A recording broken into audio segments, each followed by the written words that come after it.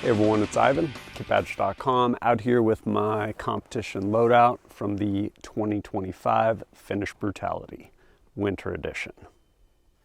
I've had the good fortune of going to Finnish Brutality the last couple years. Amazing competition, really fun. It's basically a two-gun competition, military-centric, where the stages have all kinds of different stuff, whether it's a medical stage, whatever it may be. And all of the stages are kind of centered around some sort of physical activity, usually spike your heart rate, and having to make good shots with very steep penalties for some shots, like low probability shots. And so usually though, it's held in the summer, and it's a ton of fun getting to go out there and do that. But this time is the winter war, so Finnish Brutality, Fire and Ice. With that, everything, all the stages were kind of centric to winter warfare, to include some stages where you're skiing, dragging a sled, things like that. One stage we actually threw a Molotov cocktail. That was amazing. And it was really cool. But with that, you also needed to not only be ready for the stage, but be ready for the elements that you had to deal with there. So with that in mind, this loadout is specifically from that. And a lot of it is honestly really centered around what I was wearing, layers, because really, really important. You're going to exert yourself. So you want to make sure you're not going to immediately wet out your layers. And at the same time, you're going to be hanging out in between stages. You don't want to freeze to death. So with that in mind, I'll kind of go through what I had going from base layers as well as just kind of ground up. So I ended up wearing these right here, reviewed them before. These are my Salomon Tundra boots. Things are awesome. Kind of my favorite boot that I found as far as just really warm and still able to do stuff. It's not like an insulated muck boot or something like that. Like you can actually do a lot more activities in these. And yeah, these did a great job for me there.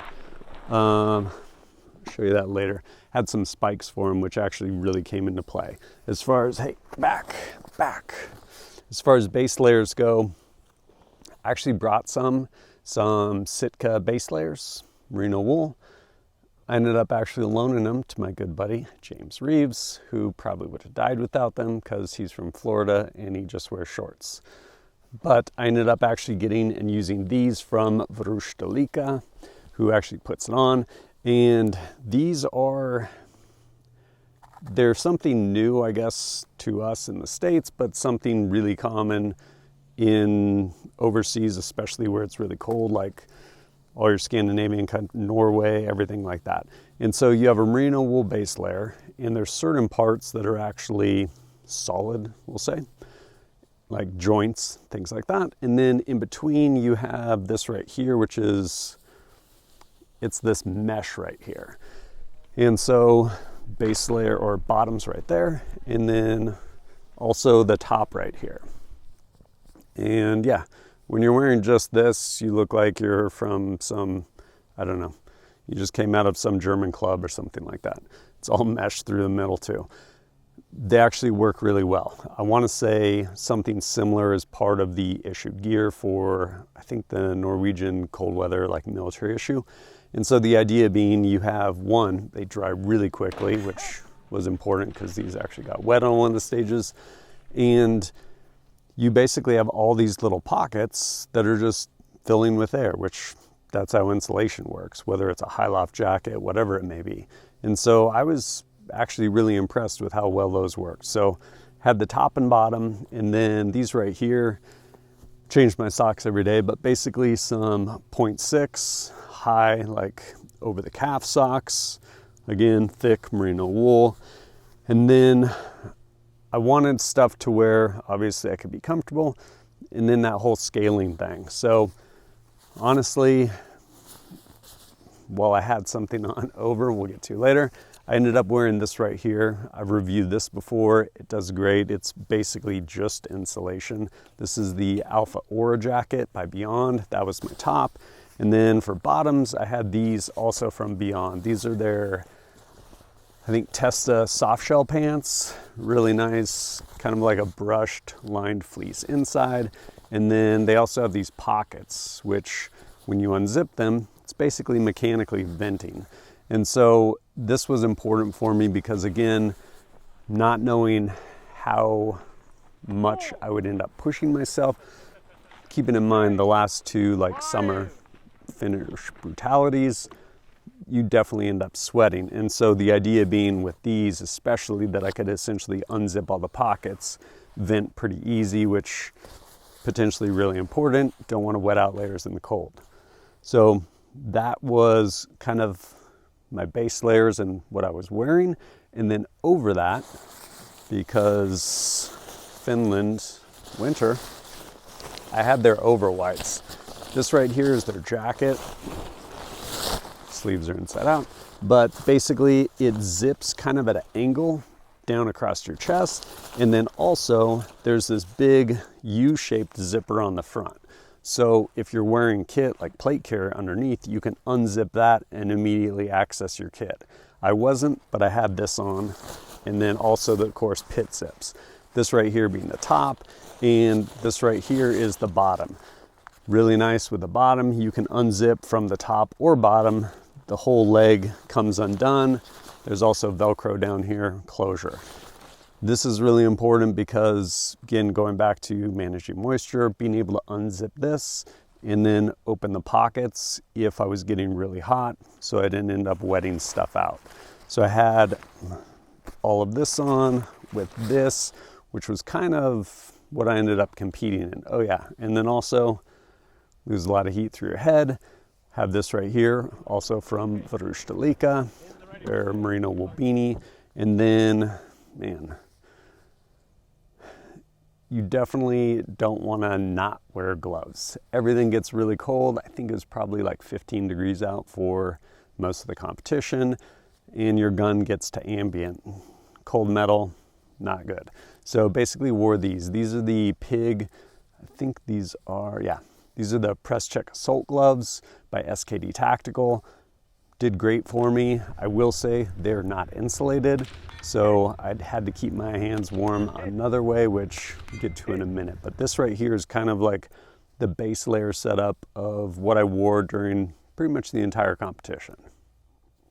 Pretty tough to shoot with cold hands, but also tough to shoot with bulky gloves. So I ended up using this right here. This is by Cole-Tac. It's basically a hand warmer. You got this clip right here, and so I at first started off basically with this clip to mount my waist. Have my hands in there, keep them nice and warm. I think one of the days I actually had a hand warmer in there too that I'd hold on to, which was really nice. And then day two, I think day two is actually maybe a little colder, at least started colder. And I also kind of figured out, hey, how should I best do this? So ultimately what I'd do is I'd just throw this over my neck, wear it like a necklace, and I would just have my hands in here until the very last minute, until I was about to start the stage, take it off, toss it to the side, and shoot with gloves, protected hands, but also warm hands with dexterity bonus. In between stages, it was cold, i.e. definitely using this. And so I would layer up in between stages. So this right here, also by Varusteleka in their MO5, I believe it is, camouflage pattern. It's really cool. It's part of their like high loft, like oversuit. And so this, they actually have like, I forget what they call it. It's like a patrol suit, or for sitting at a patrol base, and it's one piece, versus this is basically kind of like a level 7 top and bottom type thing. And so this right here unzips at the neck. You also, of course, have a head. Inside of the hood, or have a hood rather. The inside of the hood's nice, really nice fleece. The rest of it is nicely lined, but just high loft. And the same thing is set up with the Overwhites. You basically have this big zippered U-shaped pouch. So if you are wearing a plate carrier under this, you can access all of your equipment right there, nice and easy. And then of course pit zips too, helping just manage heat and moisture. This was definitely clutch. Threw this on basically as soon as I got done shooting, or as soon as I cooled off a little bit after shooting stages. I'd throw this on, keep me warm until the next stage. Also, I would throw these on. These are by Beyond. These are their level 7, like high loft pants. Varusteleka actually makes a version of these. I just had these already with me. So ended up wearing these. Again, they zip all the way up, which is really nice because you just step onto them. Again, exactly what I was wearing to include those overwhites. I would just pull these things on. It was interesting because I had a holster. We'll get to that in a minute, but this would basically kind of get drug up over the top of the holster. I don't even know if I would totally like buckle the top of them and they'd stay put. I'd just zip the sides down, and these, yeah, kept me really nice and warm in between the stages. Also, oh yeah, I had mentioned, I think earlier in passing, it was icy. It was definitely icy, and you don't really ever want to fall, especially you don't want to fall on the clock with loaded guns. So these really came in handy. These are basically essentially spikes. And so you just shove the toe of your boot in there, pull this up over your heel, and then you have, I guess, 6 of these metal spikes, as well as some other textured stuff. These did a great job for me, just keeping me from, falling during any of the courses of fire. As far as personal protective equipment, again, I wear prescription lenses, so wore these, tried and true. These are my Smith Director Elites with some Zeiss prescription ballistic lenses in here. Something else I actually don't have out here with me right now, but I use the zip wax on them. Stuff does an amazing job as far as with respect to like fogging and stuff like that. Definitely important. I mean, when it's down to like 15 degrees out, your breath will fog most anything. Like you have to make a conscious effort to like exhale down so you don't fog your optic, but these did a good job for me there. As far as Ear Pro, wore these right here. These are the Amps by OpsCore, complete with their sweet multicam little pattern on there, or Alpine multicam on there. These are made for comms, and I did have a down lead and a boom. Didn't end up using it because we didn't need comms for that competition, but these did a good job for me. The other thing I brought, didn't use, but my aforementioned buddy, James Reeves. So I brought the second set of gloves. These are the Pig, I think they're basically a version of their insulated ones. I want to say like Halo gloves or something like that. Idea being they're made for parachuting, things along those lines. Cuffs come up a little bit further than some of their other gloves. Pretty good dexterity, definitely not as good as those Presscheck gloves, but they're also insulated. And so my buddy, James, after he got his gloves all wet and did not get them dried out, rather than just watch him suffer, which might be worth it, I actually let him borrow these, and he used those to good effect. And I guess that kind of takes care of that, which brings us to kind of load-bearing gear and stuff. Finnish Brutality is in fact a 2-gun competition, so you needed to carry a pistol. Otherwise, honestly, I probably would not have carried a pistol or a belt setup for that matter, but I did. So this right here is the belt from BAER Solutions. Up here we have a Cobra buckle, and then the way it's made, one, there's an inner belt, did not use it, and inside of the belt you actually have Velcro, so it does a pretty good job of just grabbing onto layers. And then also the way it's made, you can pretty much attach anything to it. There's actually essentially like where you can run PALS webbing, or you can bolt stuff directly to it, however you want to do it. Coming along this front part up here, I actually had these 2 pistol mag pouches, Blue Force gear, 10 speed, did not use them. I started off using them, and because of the way my other gear was, I felt like I'd probably end up just losing a magazine, so I actually stowed those in the other gear, which I'll get to in a second. Same with these rifle mag pouches, didn't use them, was using something else for that. What I did use, however, back here, this is a dump pouch by Chase Tactical. Undo this, drops down, and now you have your dump pouch. That's actually really important because any piece of gear left on the stage is, I want to say like a 60-second penalty. So being able to have this thing out there, certain parts of stages you need to either stow a magazine, or there's times where you'll drop your magazine because there's a high probability shot in which you fire it to empty out your gun before some portion movement. Super handy. So just having this there for whenever I needed it. Also, you needed to have a knife at least 4 inches per the rules. I did actually have a knife, more on that in a minute, but I also had this right here, which is the Battle Axe by AMTAC Blades. Man, this thing is so cool. So one of the stages, you basically did a bunch of pistol shooting, and then you turned around, ran back, and it was a bayonet course of sorts. So there was 3, I think they were basically just like big long pieces of birch wrapped with some sort of like foam matting, and then that was secured on there. And the stage gun was basically an AK with essentially a AK bayonet on there, which over the course of the competition, I think eventually all of them, maybe one of them made it. They broke probably like at least a half dozen of those things.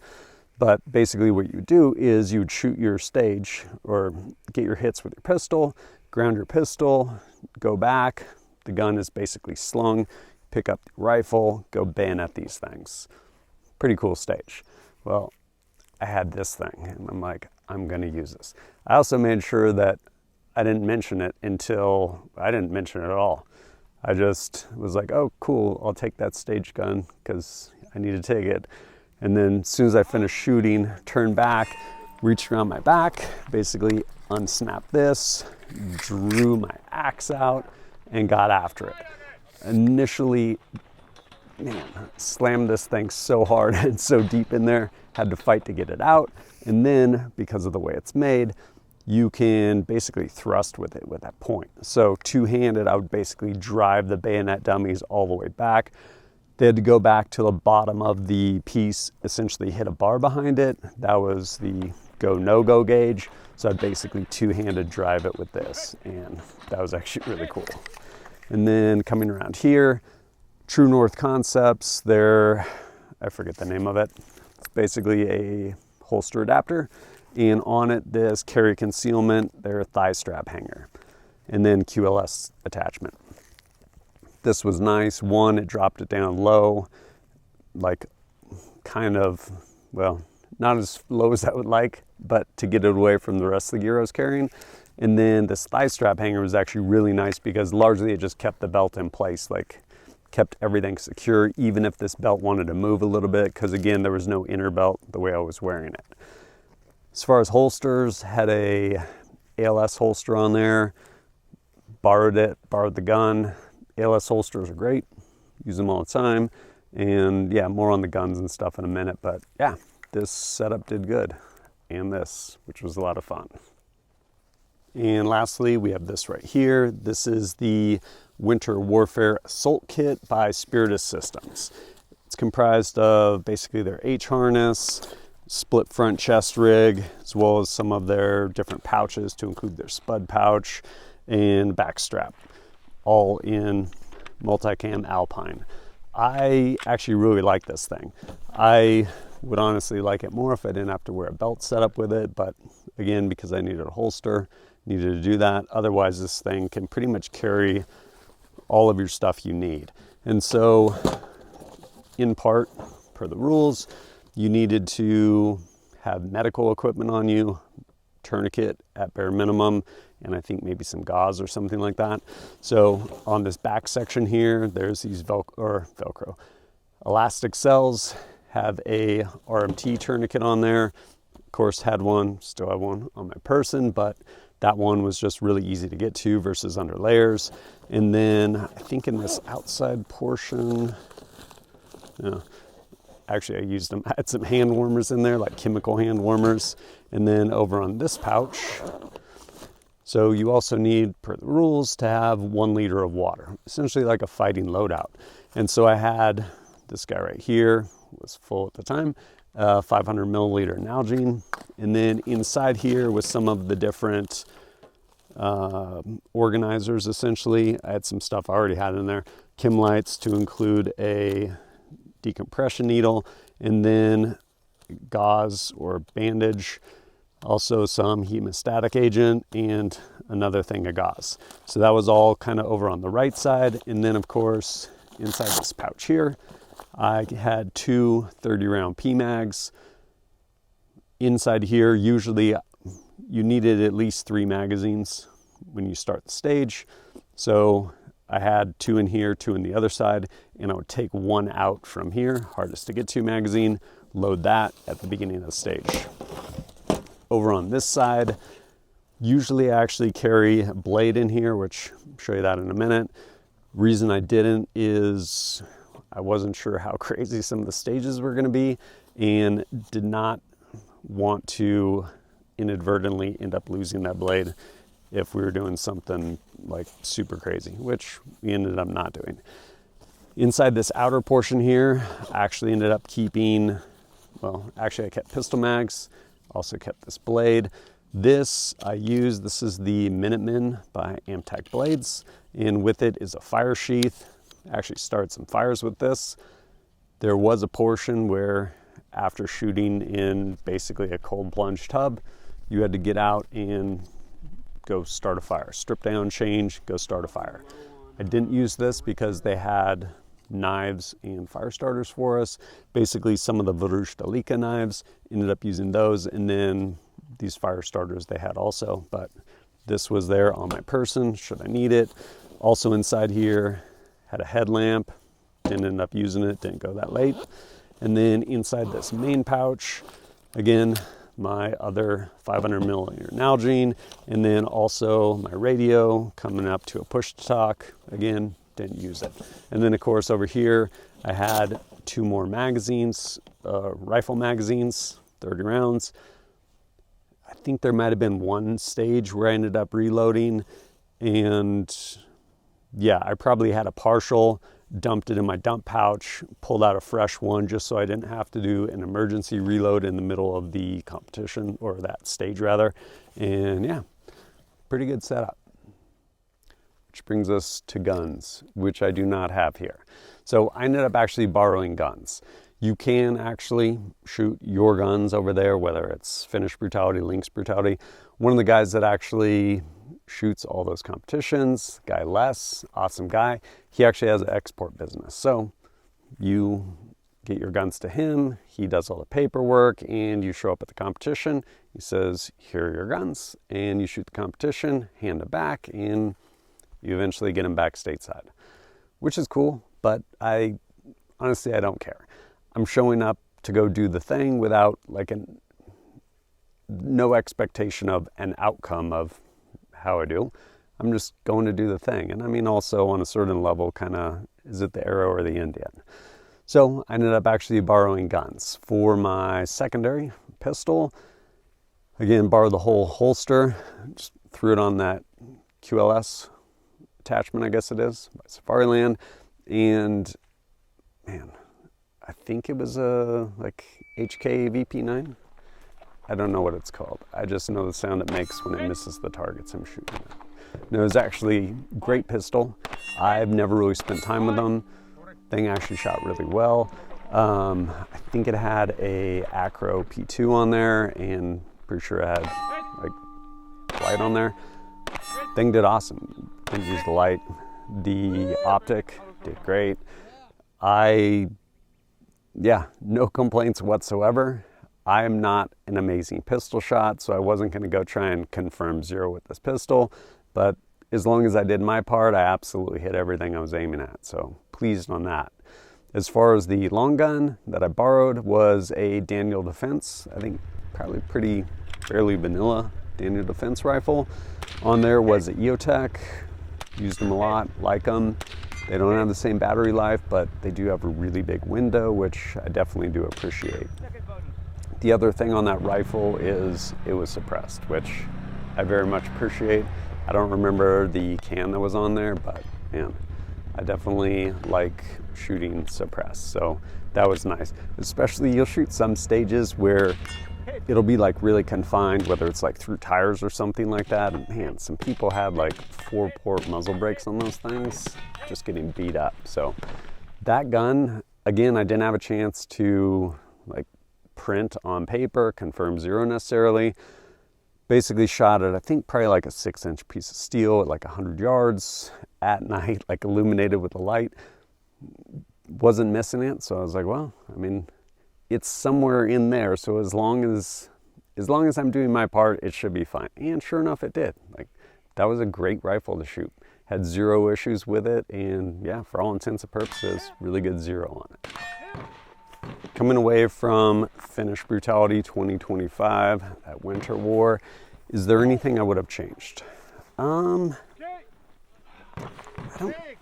really. I mean, part of it is like, I actually really like this setup. It does not play well with a belt just because of how low this sits. So how could have I done that differently? Like maybe just wear like a really streamlined belt and just like straight up drop leg holster to move it all the way away from this. Could have done something like that. Might have been worth a try. Yeah, I don't know. Like honestly, everything worked really well. There was that little bit of interference as far as with the belt and this setup, although I do really like this setup, especially because I can just throw it on and off so easy, especially shedding layers and whatnot. As far as the warming layers and everything, I definitely stayed warm. I definitely didn't wet anything out, or if I did start to sweat, dried really quick. All that wool stuff wicks really well. If anything, I probably would have, instead of that Beyond Level 7 pants, probably would have just used these pants just for no other reason than to try them out. But yeah, I was actually really pleased with everything. At no point was I just put out by some piece of gear like, oh man, this isn't working. Largely everything performed really well for me, and yeah, just a ton of fun over there. But if you want to check any of this stuff out, there'll be links down below. You can. And yeah, as always, thanks for joining us at kitbadger.com. Look forward to seeing you next time.